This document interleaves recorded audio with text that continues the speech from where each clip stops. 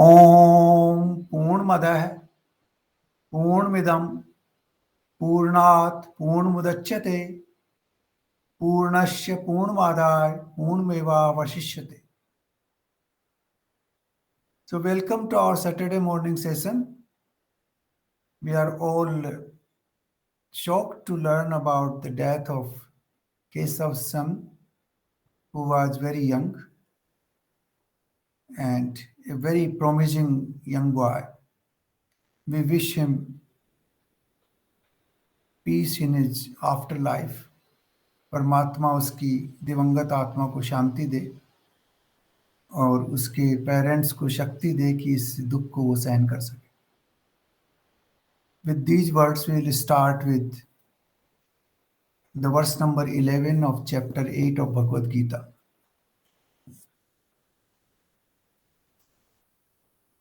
वेद के जानने वाले विद्वान जिस सच्चिदानंद घन स्वरूप परम पद को अविनाशी कहते हैं, आसक्ति रहित यत्नशील सन्यासी महात्मा जन जिसमें प्रवेश करते हैं और जिस परम पद को चाहने वाले ब्रह्मचारी ब्रह्मचर्य का आचरण करते हुए उस परम पद में प्रवेश करते हैं, मैं उसको संक्षेप से कहूंगा.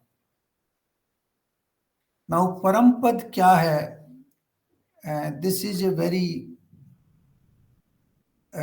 I would say the final chapter of spirituality. To reach that stage of Parampad, we all know we have been hearing about art of living, but we don't know the art of leaving this world. Art of leaving this world actually starts with art of living. With the birth, we commence our journey, and then slowly, we perform our activities, starting with childhood and then adulthood, and then, you go into the Grahasth ashram, you perform your family duties, then you become old, and then you expect to die.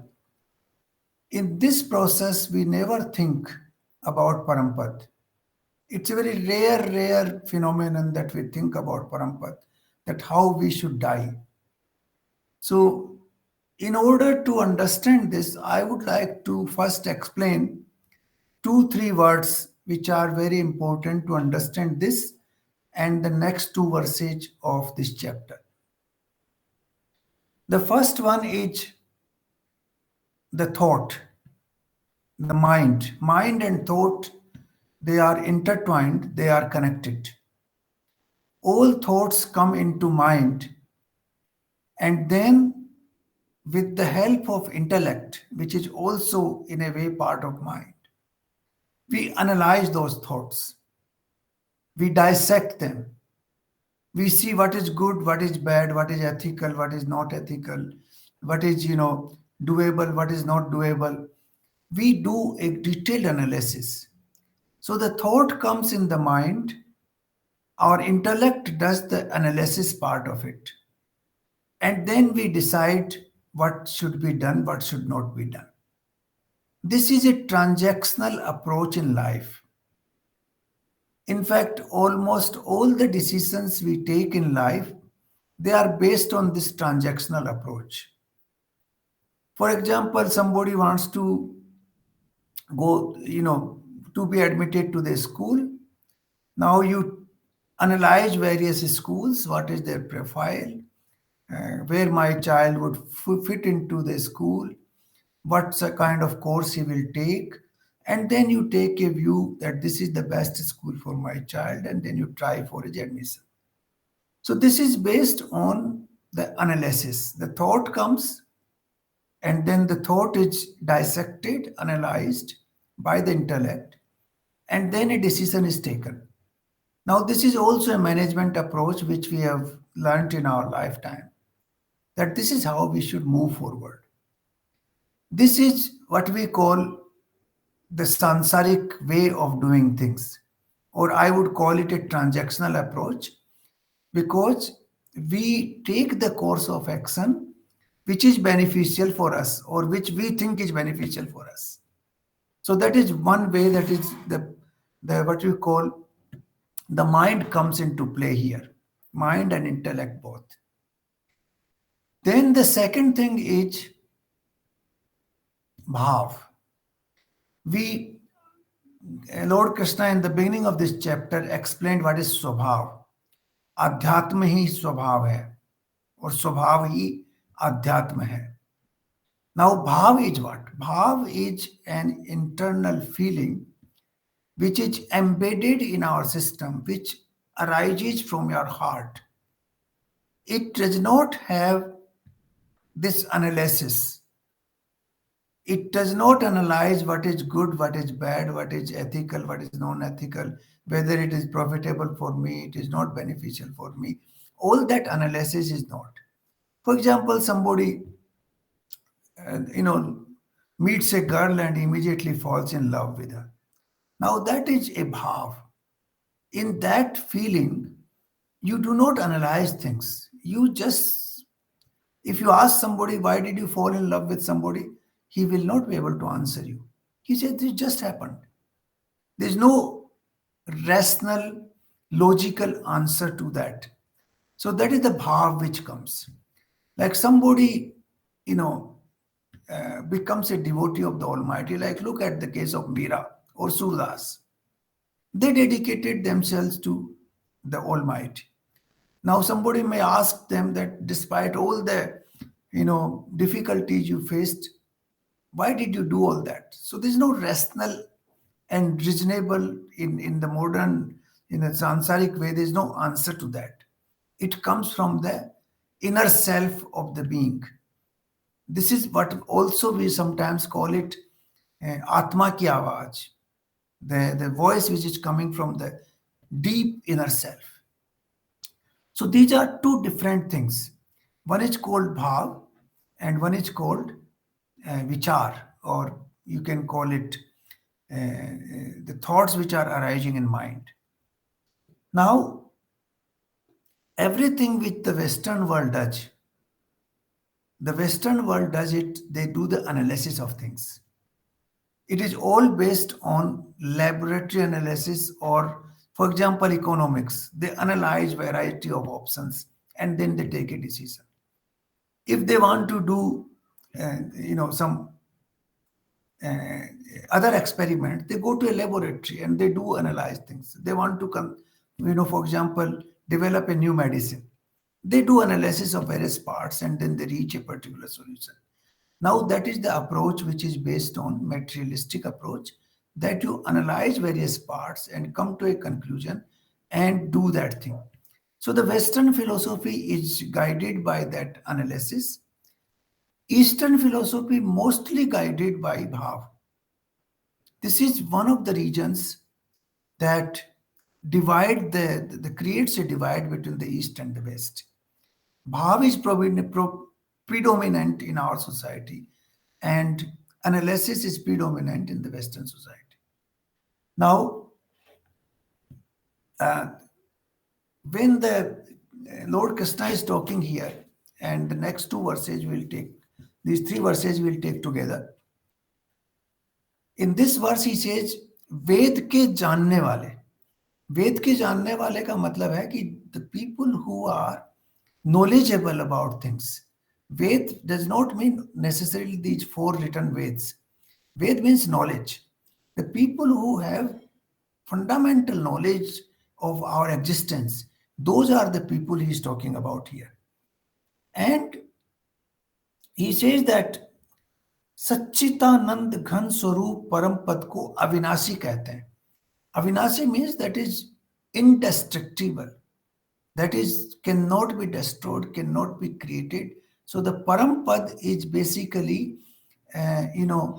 beyond everything. It's eternal. It was never created, it was never diluted, and it is remains as it is all the time. The details will come in the next two verses, so we'll take that there.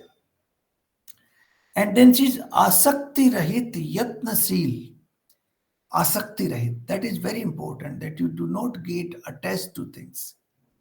Attachment will not make you Mahatma. Mahatma is made only when you have left all the attachments. It does not mean that you leave all your sensitivity. No. If there is a death in the family, it does not mean that you become insensitive. That is not non attachment. No. Attachment means that it should not become a part of you. Yourself is detached from the event happening outside, but in the event which happens outside, you play your role to the fullest extent possible. For example, in the war of Mahabharata, Abhimanyu, when he was killed, Abhimanyu was the son of Lord Krishna's sister. Lord Krishna was very emotional at that time. Even Lord Krishna was emotional. So when somebody is killed at that young age, you have to express your sentiments. You cannot remain like a stone and become anasakt. That is not the meaning of anasakt. The meaning of anasakt is that you accept the reality as it comes, but do your best in the situation, whatever you can. That is the meaning of anasakt. So he says that आसक्ति रहित people उस परम पद में प्रवेश करते हैं. Only those people who do not have attachment, only those people who do their best without any expectations, without the feeling of a doer, only those people actually attain Parampad. And I will explain what is that Parampad. So let's go to the next two verses, which are very profound verses, and I like to go in detail in those verses. सब इंद्रियों के द्वारों को रोककर और मन को हृदय में स्थिर करके फिर उस जीते हुए मन के द्वारा प्राणों को मस्तक में स्थापित करके परमात्मा संबंधी योग धारणा में स्थित होके जो पुरुष ओम इस अक्षर स्वरूप ब्रह्म को उच्चारण करता हुआ और ब्रह्म का निर्गुण ब्रह्म का चिंतन करता हुआ जो शरीर को त्याग देता है वह परम गति को प्राप्त होता है. Now there is many details here.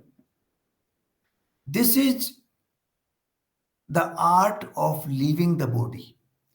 This is the way we should leave our body, and we should prepare for that. Once you leave our body like this, then we will not come back in this world, and why, that will be explained in the subsequent verses. We will also analyze them in detail. But let's analyze these verses in detail now. सब इंद्रियों के द्वारों को रोककर. Now, senses are the one which enable us to understand this world. We see things, we hear things, we smell things, we taste things, we touch things. And through these senses alone, we are able to understand the world. If these senses are not available, we cannot understand the world. For example, if you want to hear from your eyes, you cannot do that. You have to see with your eyes, and you have to hear from your ears. So even one sense cannot replace another. So obviously, without senses, you cannot understand this world. These senses have been given to us to understand the world. It is a necessity in this world. It is a requirement to live in this world. Now, senses are naturally outward looking, because when you are trying to understand the world, you look outward. You don't look inward. And therefore, a habit is formed in our system that senses only look outside objects. This is a problem with senses. Now, senses actually don't act on their own. They always act in unity with mind. For example, you are listening to my talk. You will not listen to my talk unless your mind is also with your ears. So the mind and the ear has to unite to listen to my talk. Similarly, you want to see something, your mind has to be united. There are many instances where when we read book, we have read 10 pages and we don't know what we read, not even a word of it. Sometimes we are sitting in front of a TV screen for half an hour and we don't know what we saw because mind was somewhere else. So the unity of mind is extremely important for senses to perform. So these two, mind and senses put together, they engage you in this world. This is what it means. The engagement in this world is because of the unity of mind and senses and because of the outward looking nature of the senses, which is further perpetuated because of the habits we develop. We don't look inwards. For this, for example, with the same door you can enter the house and you can also leave the house, but we in this case we use our senses mainly to look outward. So this is the theory of engagement in the world. Now he is saying द्वारों को रोक कर. It means we have to stop looking outward. We have to look inwards. That is extremely important, to looking inwards. So we don't have to close the doors of the senses. There are some people who became, actually they gave away their eyes or they destroyed their ears so that I will be not engaged in the world. There are examples like this, but that is not the way it is done. And Lord Krishna, that is not. He says if your mind is inward looking, obviously senses will not be able to look outward. So what you have to do, the second portion he is saying that मन को हृदय में स्थिर करके, इंद्रियों के द्वारों को रोक के, मन को हृदय में स्थित करके. In our meditation session, we used to do that. The last step, that we dissolve our mind into our heart. So मन को जो है, either you keep it here in Agya Chakra or you dissolve it in your heart, then your senses will automatically stop looking outward. So this is an exercise which comes with practice. Because so long as our senses are outward looking, we will remain engaged in the world. And that will create asakti. That will create desires. And we will not be able to get out of them easily. So these are the two key words here. इंद्रियों के द्वारों को रोक के, मन को हृदय में स्थापित करके, और जो व्यक्ति प्राणों को मस्तक में स्थापित करना. Now there are, we have these panch koshas in the body. Annamaya kosha, which is the body itself, then pranamaya kosha, then manomaya kosha, then vijnanmaya kosha, and then anandamaya kosha.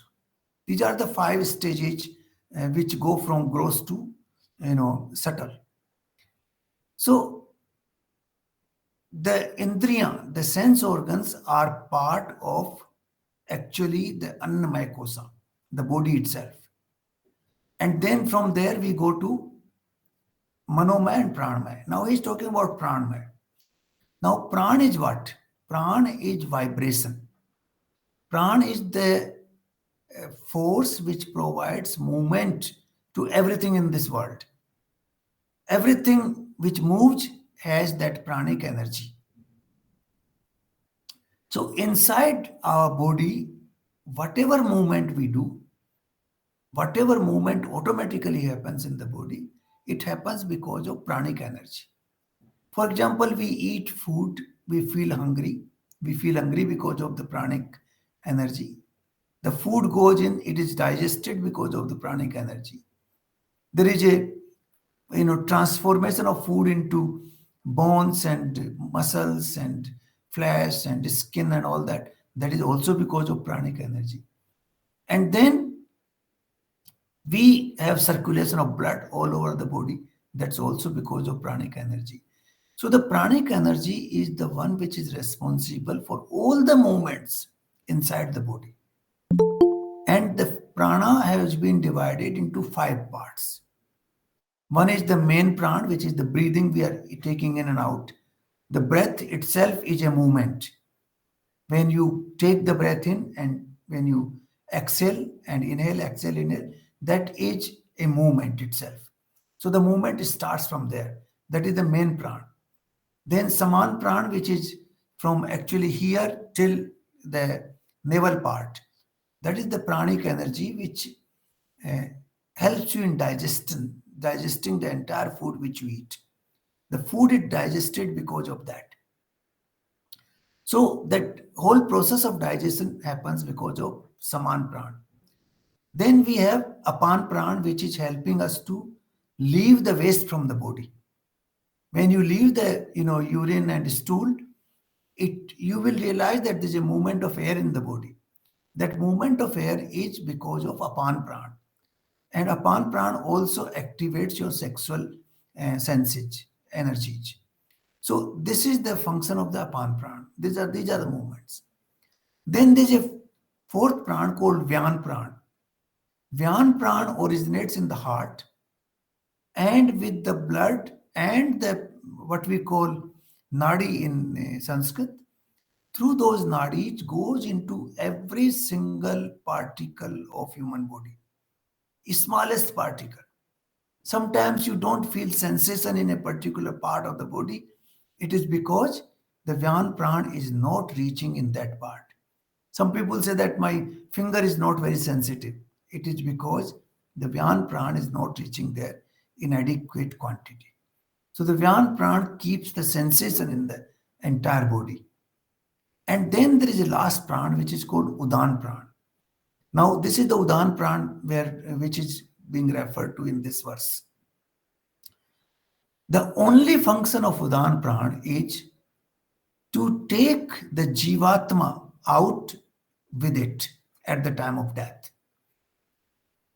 The Udan pran takes the balance of your karma, takes the Jiv, we can call it Atma or you can call it Jivatma, and subtle part of mind and senses. All these are taken out by Udan Pran at the time of death. So normally when we leave our body at the time of our death, this pran can leave through one of the 9 gates in the body. The 9 gates we know. There is two lower paths, that is for urine and stool. Then we have 7 here, 2 eyes, 2 nostrils, 2 ears, and 1 mouth. So Udan Pran leaves out of one of these 7 gates of the body when at the time of death. But if you can keep it in the mastak here, or if you can bring it to Agya Chakra here, at the time of death or before the death, or you can keep practicing it, then at the time of death, all these Udan Pran with all these essential things will leave from Sahasrahar Chakra. And there is a Brahmarandra here when a child is born, you see a small soft spot in the middle of the skull. That is called Brahmarandra. From that, the pran leaves the body. So that is possible only for those people who have become anasakt, who have completely left the mind of that I am the doer, who have no desires anymore. That kind of people who have performed, brahmacharya in their life, those people leave the pranic energy through that route. And that is why sometimes When this happens, the skull also gets a crack. There are instances, many instances, when these Mahatma people, these people with great souls, when they leave their body, then there is a crack in the skull. It is because the prana is leaving from that path. And that path, once you leave the prana, you are certainly 100% going to Parampath. You are going to the abode of the Almighty from where you don't have to return back. So, this is what these two verses here are saying, that we have to regulate our senses so that they are not outward looking anymore. Otherwise, you will remain engaged in the world. You have to regulate your heart, your mind, merge it into the heart so that it is not with the senses. Because once the mind is not with the senses cannot act on their own. The senses need the support of mind to act. The mind is the driver of senses. Sometimes senses also drive the mind, but the unity is important. Both of them have to be together to make an action happen. So this is the art of leaving the body, that you regulate your senses so that they become inward looking. You regulate your mind in such a way that the mind is no more with the senses, it is dissolved into the heart. And then you establish your pranic energy into your mind or in Agya Chakra, so that at the time of death, it leaves from that path.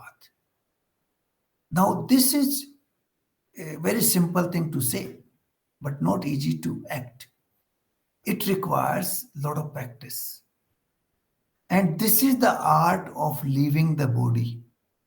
This is this starts with the art of living, that you have to develop certain healthy practices so that it leads you to the art of leaving the body. So this is what Lord Krishna is saying, that death is extremely important, because if you are forming a seed at the time of your death, then it is certain that you will come back into this world. The seed is formed when you have desires which are unfulfilled, when your senses are still engaged in the world, your mind is still engaged in the world, you have lot of unresolved issues which you want to resolve in the future, then obviously the seed will be formed. And then your Apan Pran, Udan Pran, will leave through one of the 9 gates.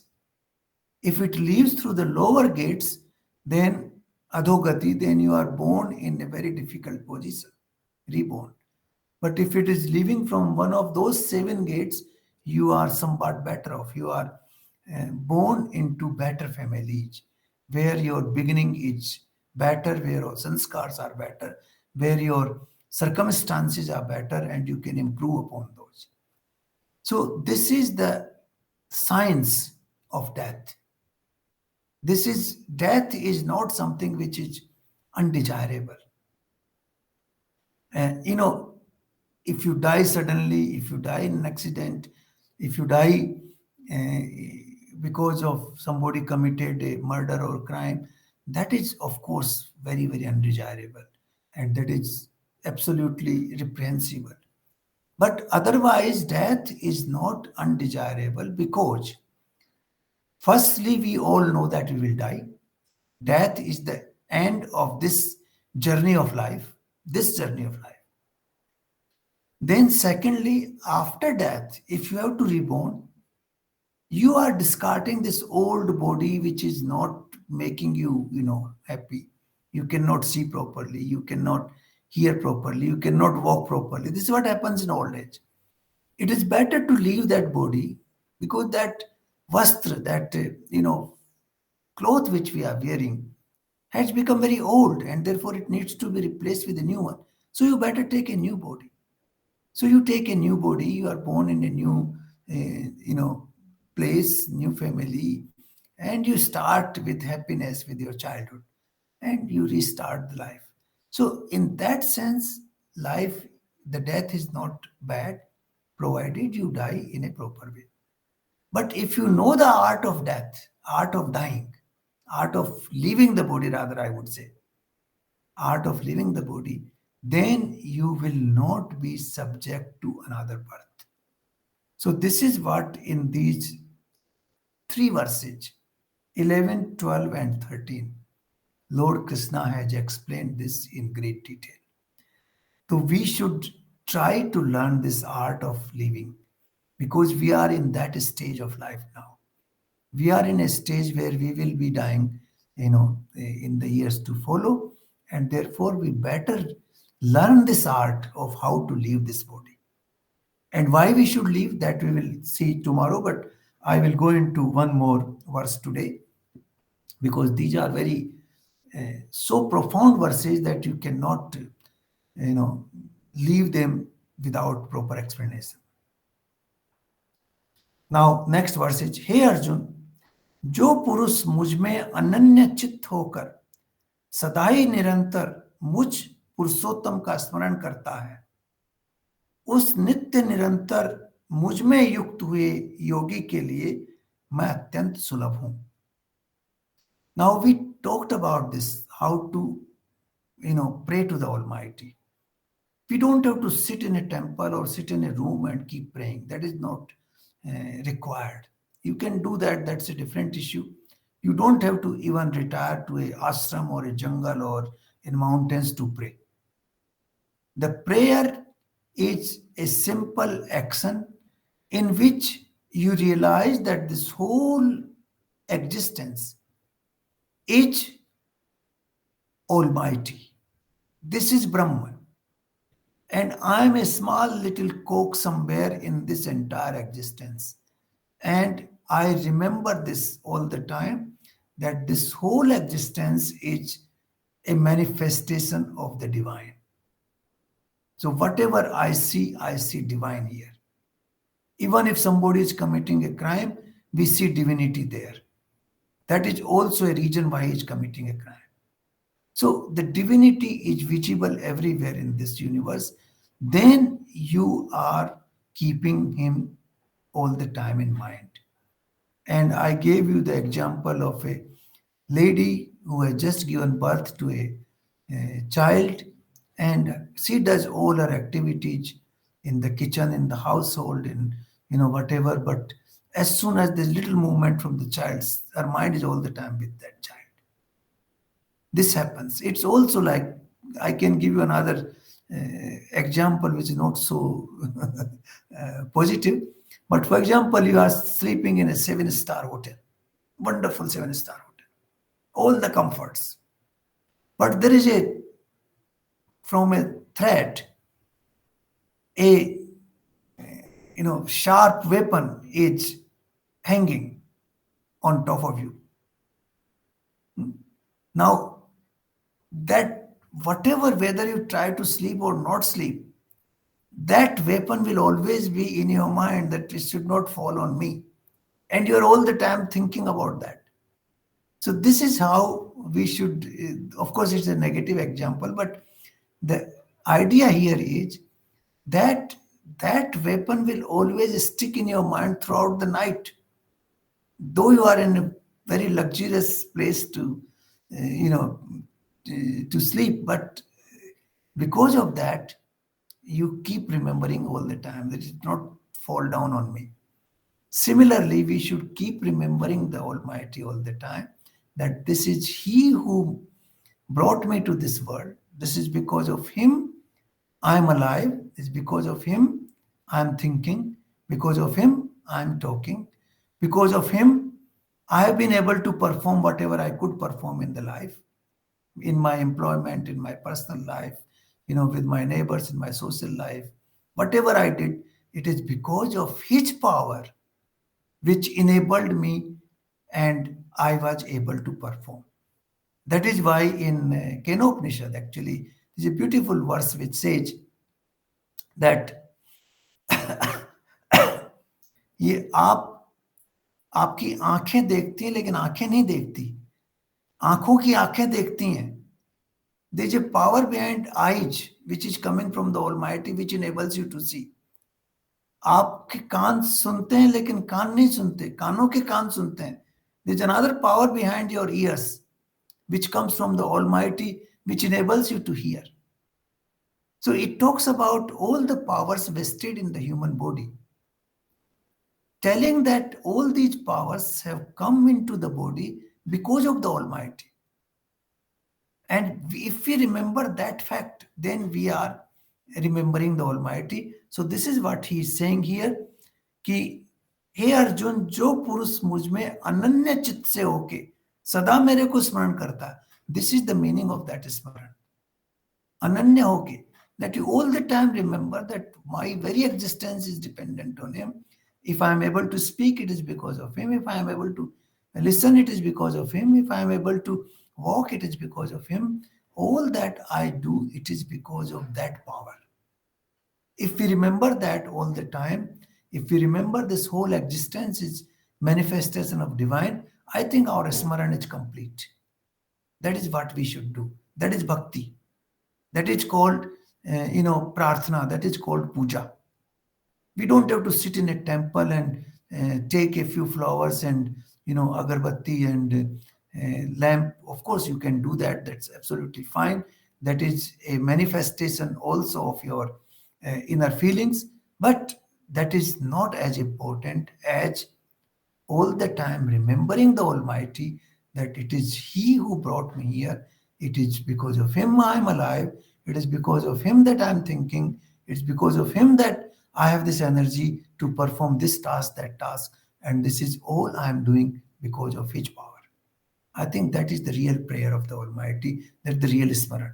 So he's saying that all, if you keep remembering that, he said that earlier also, but he's repeating here after the verse number 12 and 13, where he explained the entire mechanism of death.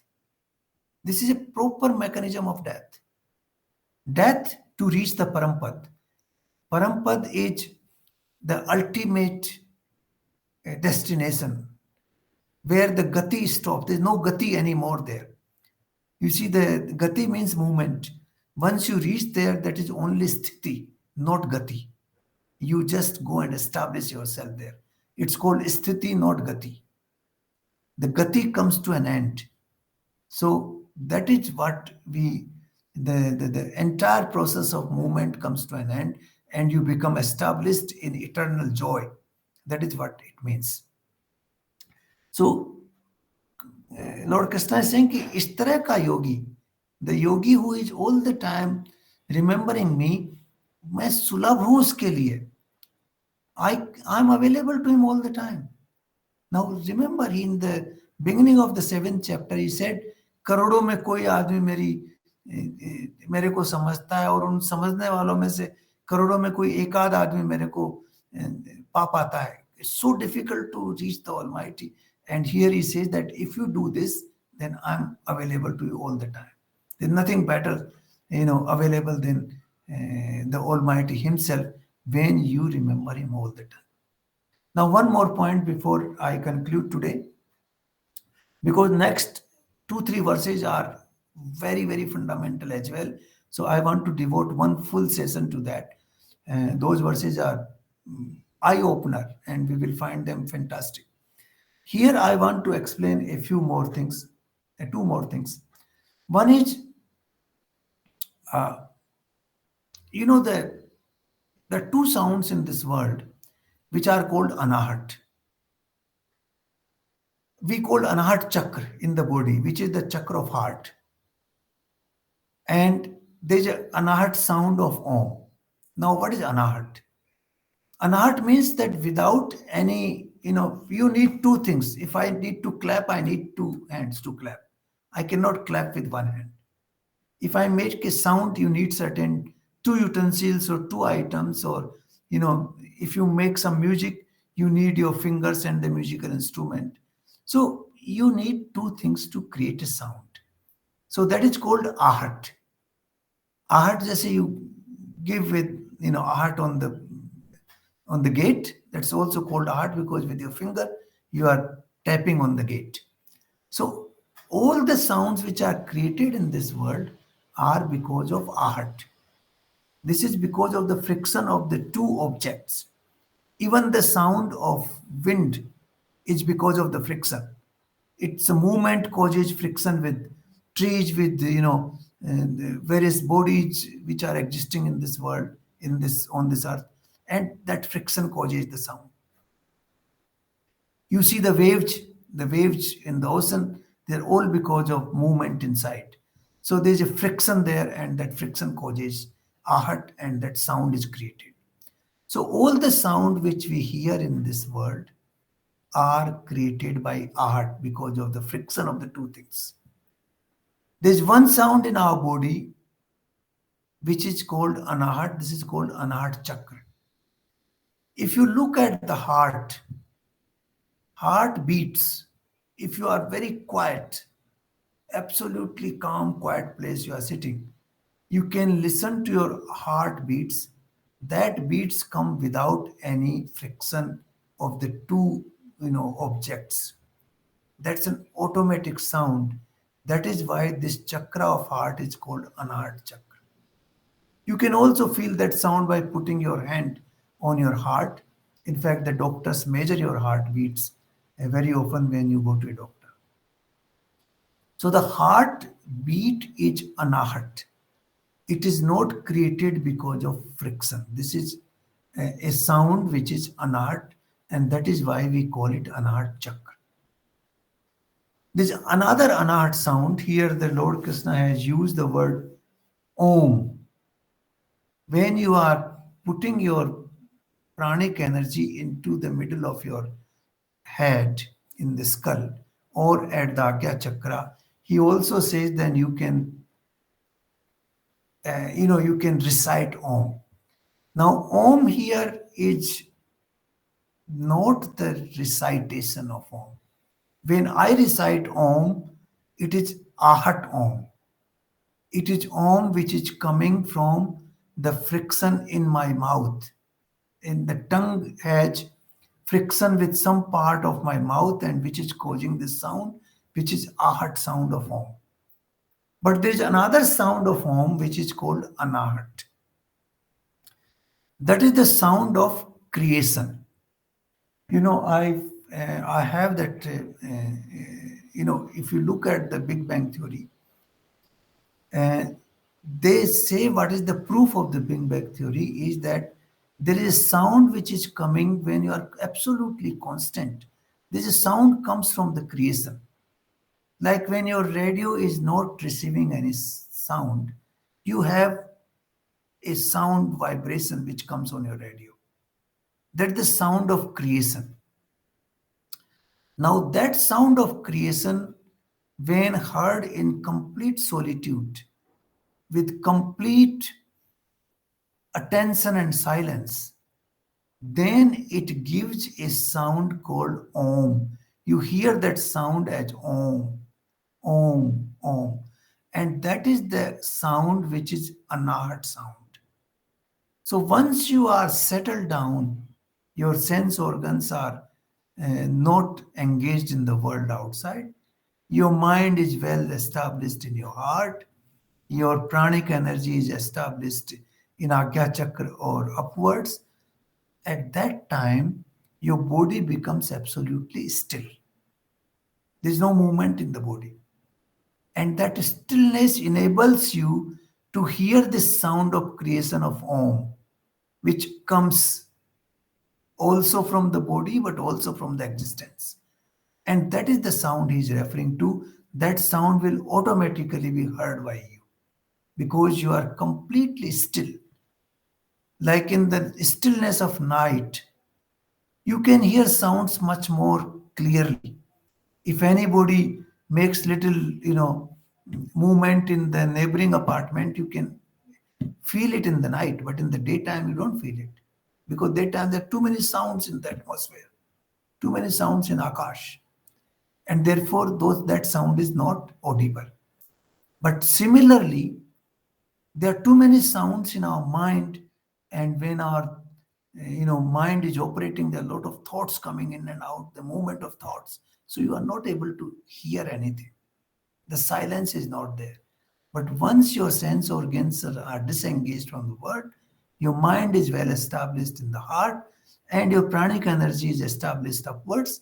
There's no movement there.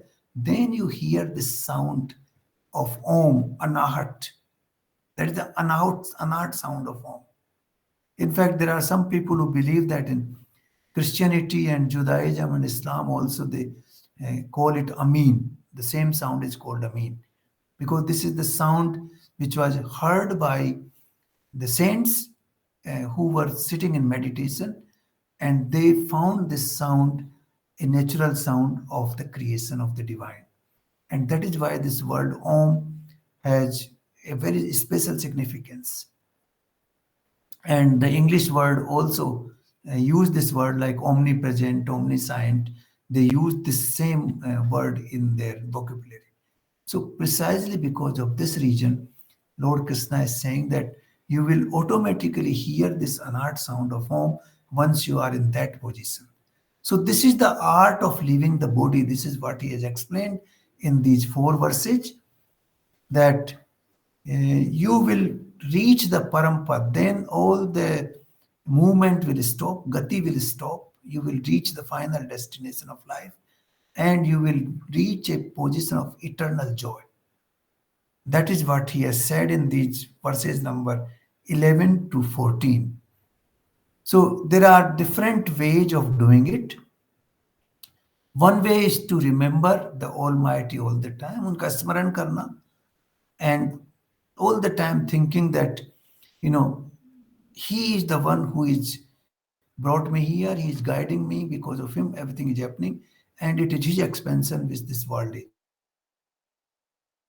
That is one way of doing smaran karte raho hamesha, then you will reach Him. The other way is yogic way, that is the way which He has explained in verses number 12 and 13, that you bring your sense organs inward, disengage from the world, bring your heart, bring your mind into the heart, leave the entire analysis and thought process, and establish your pranic energy in the skull or agya chakra, and then automatically when you leave your body, you will leave in such a way that no seed will be formed and you will not be reborn. So this is the essence of these 4 verses.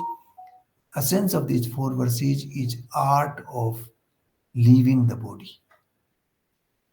I won't call it art of death, I will call it art of leaving the body. And this art can be learned only when we practice it during the time of our life. A practice of even 5 years, 10 years can lead us to this position from where we don't have to return back. And why we should not return back, that will be explained in great detail in the next session, because the next verses are extremely fascinating. So I would stop here. I thank you very much. If you have any queries, I'll be happy. I'll try to answer them. But in the meanwhile, let us practice for art of leaving the body.